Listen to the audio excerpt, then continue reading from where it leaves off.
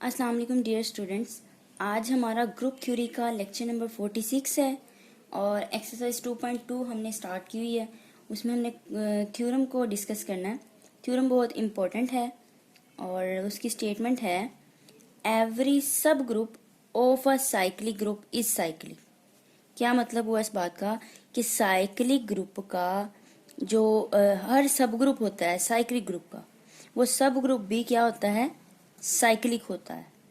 ठीक है स्टूडेंट्स, तो आज इसको हम प्रूव करेंगे। तो प्रूव अपना शुरू करने से पहले स्टूडेंट्स आपसे रिक्वेस्ट है, जिन्होंने मेरा चैनल अभी तक सब्सक्राइब नहीं किया या जो मेरे चैनल पे अभी न्यू हैं, और उनसे रिक्वेस्ट है मेरे चैनल को सब्सक्राइब करें, शेयर करें ज़्यादा से ज़्यादा, और साथ में बेल आइकन का बटन भी प्रेस करें ताकि आपको हर आने वाली न्यू वीडियो के बारे में नोटिफिकेशन मिलता रहे। तो चलिए देखते हैं अपना प्रूफ। तो चूंकि स्टूडेंट्स ये साइक्लिक ग्रुप की बात हो रही है, तो जब हमने डेफिनेशन साइक्लिक ग्रुप की पढ़ी थी और इसके अकॉर्डिंग हमने थ्योरम भी प्रूफ कर चुके हैं हम अपने लेक्चर्स में, तो साइक्लिक ग्रुप की बात हो रही है, तो लिहाजा सबसे पहले हमें इसका क्या बताना होगा, जनरेटर बताना होगा। ठीक है, तो हम यहाँ पे लेट कर लेते हैं। लेट किया G be a cyclic group, G be a cyclic group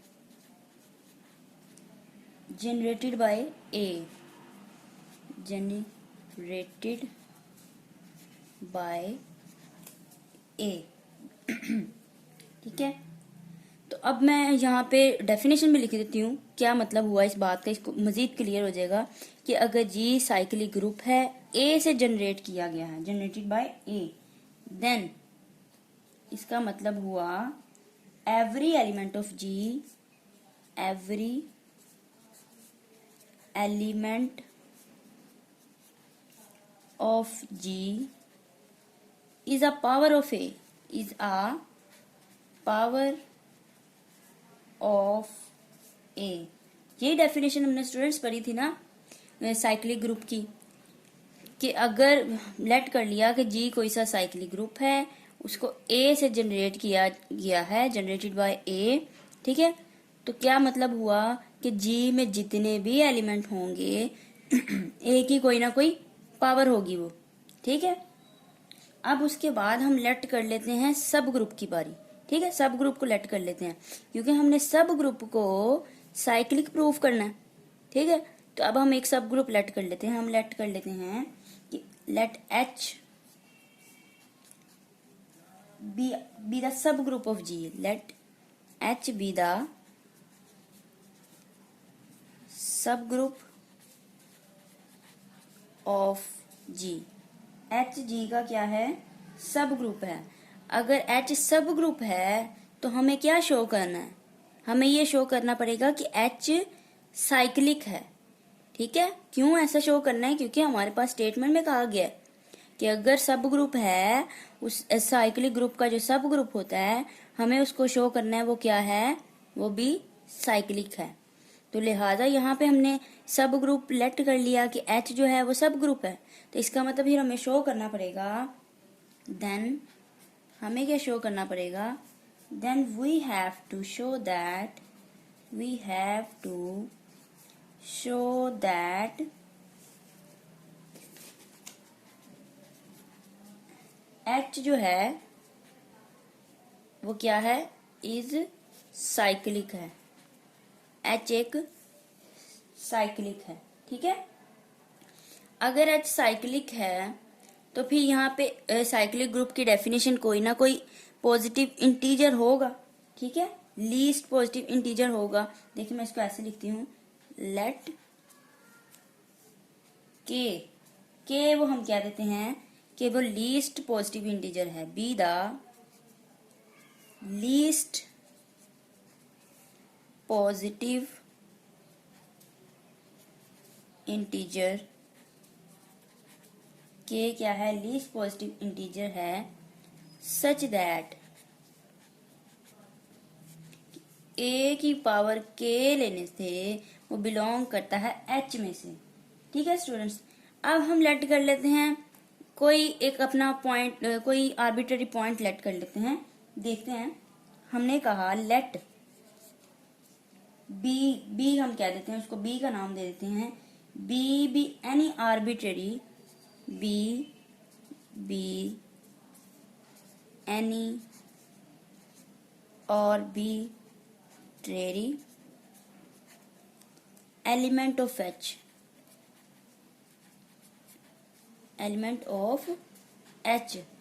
क्या है, सब ग्रुप है, और हमने लेट कर लिया उस H का B क्या है, कोई सा आर्बिट्रेरी एलिमेंट है।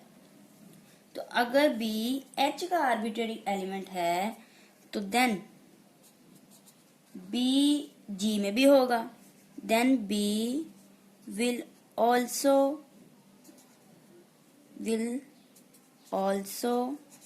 be in G। कैसे होगा, अब देखें H तो हमारे पास सब ग्रुप था, ठीक है, किसका सब ग्रुप है, G का, तो फिर तो जाहिर सी बात है कि B जो है अगर H में है, क्योंकि H तो सब ग्रुप है G का, अगर B H में है तो फिर B G में भी होगा, ठीक है, ये तो सिंपल सी बात है। अब देखें, क्योंकि हमें पता है G साइक्लिक है, मैं यहाँ पे लिखती हूँ सिंस G जो है इज साइक्लिक, G क्या है, साइक्लिक है। अगर G साइक्लिक है तो by the definition of cyclic group यहाँ पे एक इंटीजर एग्जिस्ट करेगा। सो मैं लिखती हूँ there must exist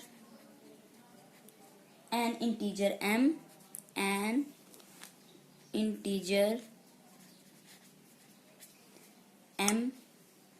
such that अगर G साइक्लिक ग्रुप है तो यहाँ एक इंटीजर एग्जिस्ट करेगा, हम उस इंटीजर को कह दिया, वो इंटीजर कौन सा है, m है। सच दैट इस तरह से एग्जिस्ट करेगा कि हमारे पास B आएगा A रेज M करने से, ठीक है। साइक्लिक ग्रुप की यही डेफिनेशन होती है ना कि अगर जनरेटर हमारे पास A है तो इस A की कोई ना कोई पावर लेने से हमें हमारे वो जो साइक्लिक ग्रुप है उसका एलिमेंट मिलेगा, ठीक है। तो A की पावर हमने यहाँ पे वो इंटीजर कह दिया था M है और जनरेटर A है, तो B फिर हमें किस तरह से मिलेगा, किस तरह से जनरेट होगा, by the definition of cyclic group A की कोई ना कोई पावर लेने से B हमें मिलेगा, ठीक है। अब हमें पता है स्टूडेंट, सिंस, नेक्स्ट पेज पे चलते हैं, सिंस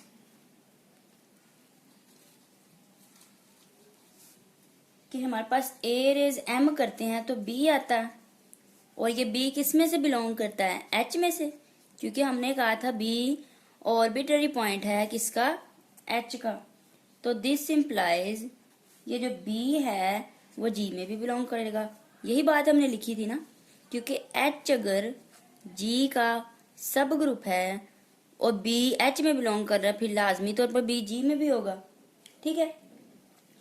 और हमने बताया था कि K जो है वो लीस्ट पॉजिटिव इंटीजर है, ऊपर ये भी हम बात लिख के आए, and K be the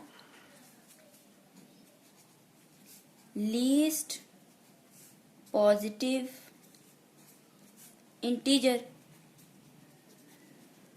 such that, देखिए A रेज हमने K किया था, वो बिलोंग कर रहा था H में से। सो अब हमें पता है जो A रेज हम M करते हैं तो वो H में आता है, ठीक है। और यहाँ पे हमने कहा कि A रेज K कर रहे हैं तो वो भी H में आ रहा है, तो इसका मतलब ये A रेज K हमने सबसे पहले कहा था, हमने A रेज K किया H में है, ठीक है। अब हम कह रहे हैं A रेज M भी H में है, ठीक है, A रेज M भी H में बिलोंग कर रहे हैं, तो इसका मतलब हुआ कि जो हमारे पास M है वो ग्रेटर है या इक्वल है K के। ये डेफिनेशन जब हमने ऑर्डर की पढ़ी थी, ऑर्डर की डेफिनेशन में हमने ऑब्जर्व किया था, ठीक है स्टूडेंट्स। ये आप मेरे पिछली वीडियो में जाके ऑर्डर का अगर भूल चुके हैं, या फिर अगर जो मेरे न्यू हैं व्यूअर्स उन्हें नहीं पता, वो मेरे ऑर्डर डेफिनेशन जो है हमने ऑर्डर की वो लेक्चर सुन लें। तो by the definition of order, ठीक है, ऑर्डर तो लीस्ट पॉजिटिव इंटीजर होता है।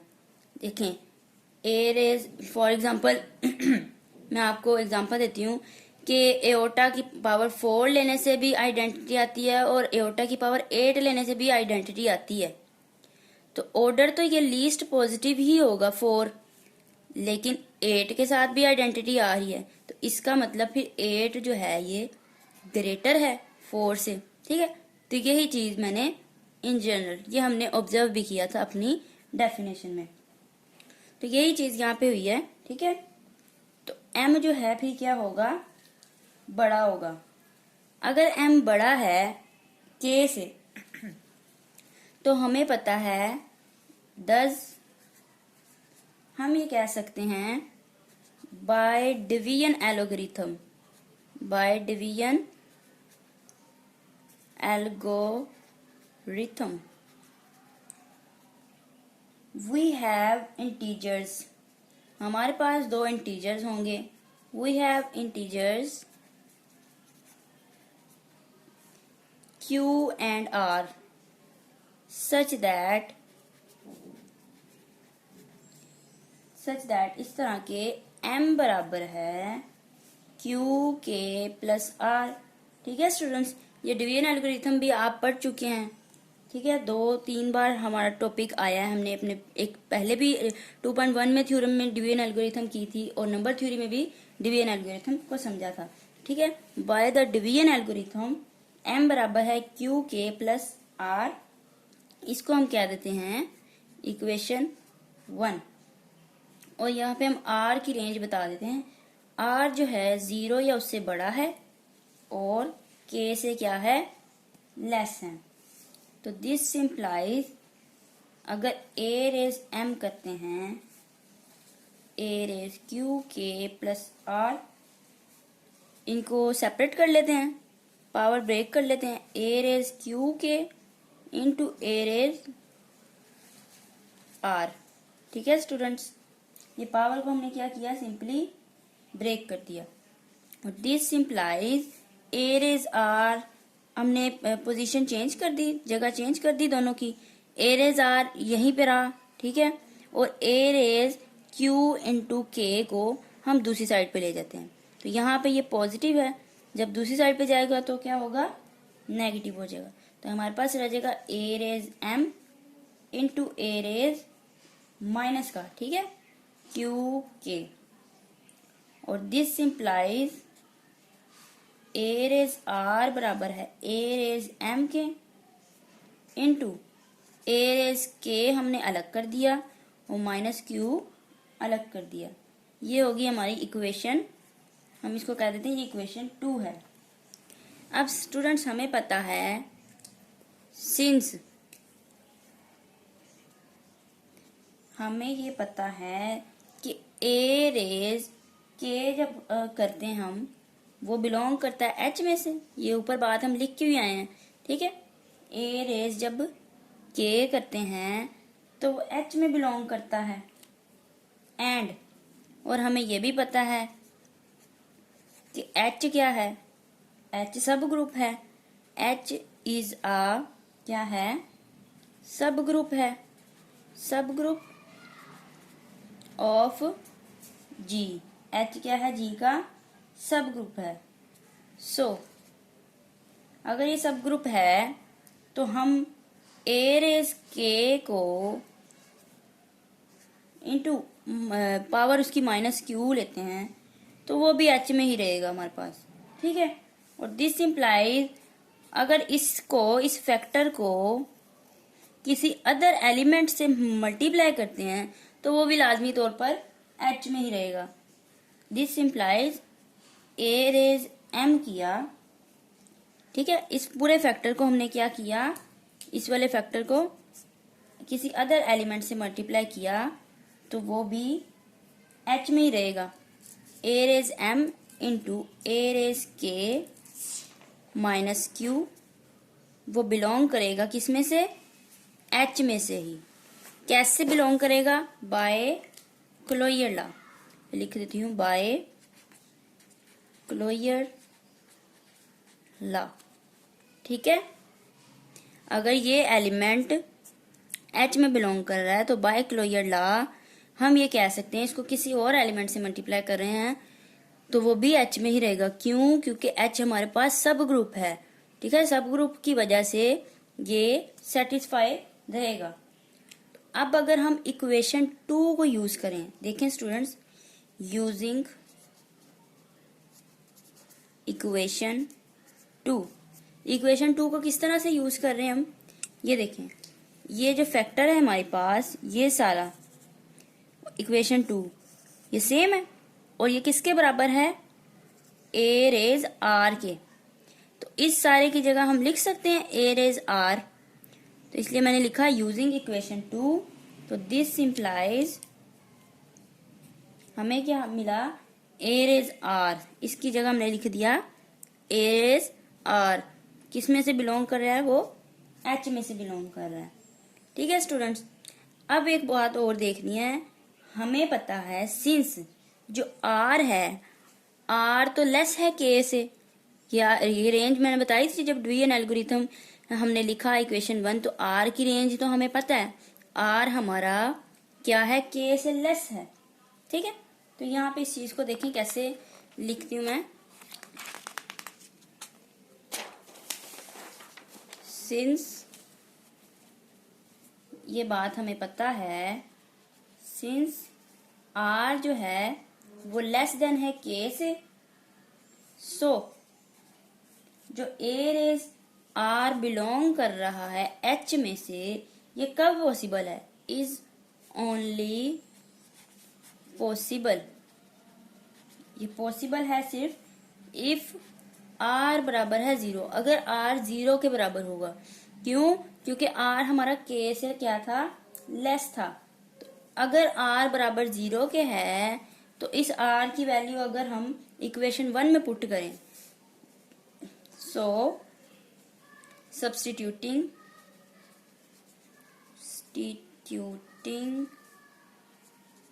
Value of R in equation 1, और इक्वेशन 1 क्या थी हमारे पास, m बराबर है q के प्लस r था, तो उस r की जगह पे हमने क्या लिख दिया, 0।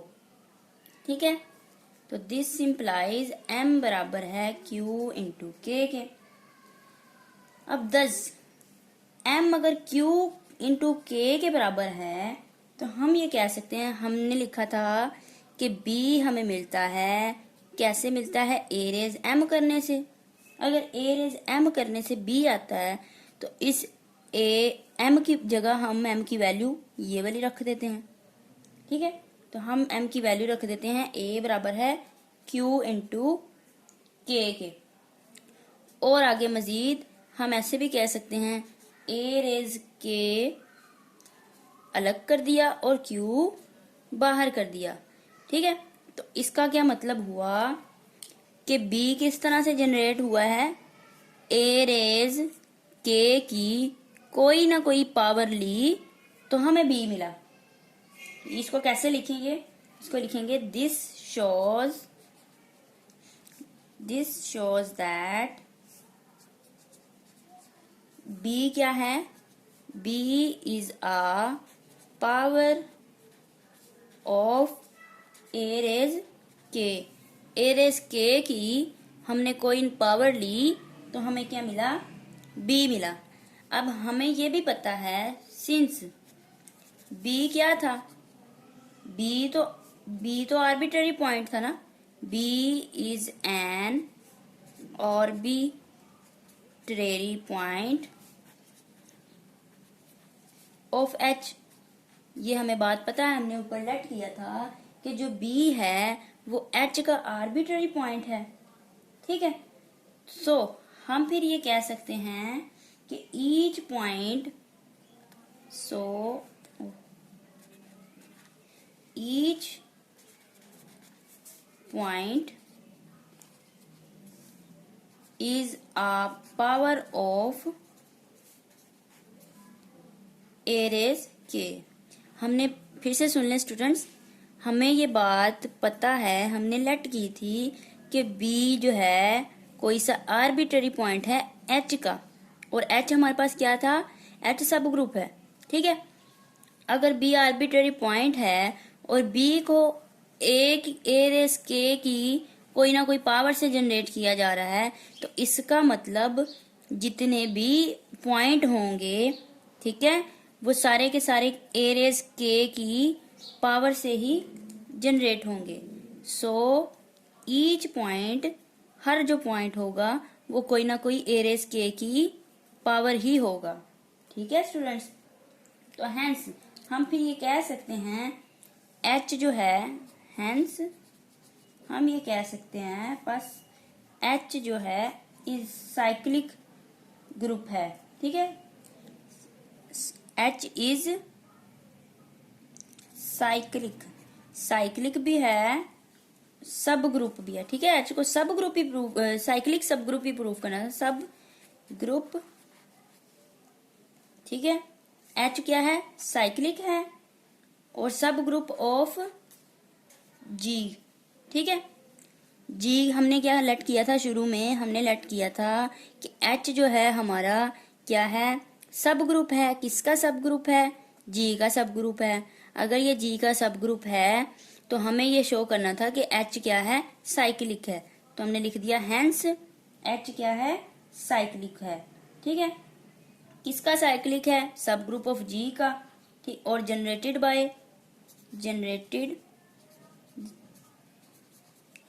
बाय ए रेज के। ये भी हमने देखा कि सारे एलिमेंट्स ए रेज के की कोई ना कोई पावर से जनरेट हो रहे हैं। तो स्टूडेंट्स ये था आज का हमारा थ्योरम, ये एक वेरी वेरी इंपॉर्टेंट थ्योरम है। होप सो आप लोग को समझ आ गई होगी। इसको आपने अच्छे से कॉपी पे नोट कर लेना है, अंडरस्टैंड कर लेना है, और अगर आपको कोई चीज़ क्लियर नहीं हुई तो मुझे कमेंट सेक्शन में कमेंट करके पूछ सकते हैं। तो होप सो अगर आपको पसंद आई वीडियो, अच्छी लगी हो, तो लाजमी इसको दोस्तों के साथ शेयर भी कीजिएगा और मेरे चैनल को सब्सक्राइब लाजमी कर दीजिएगा। इंशाल्लाह अपनी नेक्स्ट वीडियो के साथ मिलते हैं। अल्लाह हाफिज़।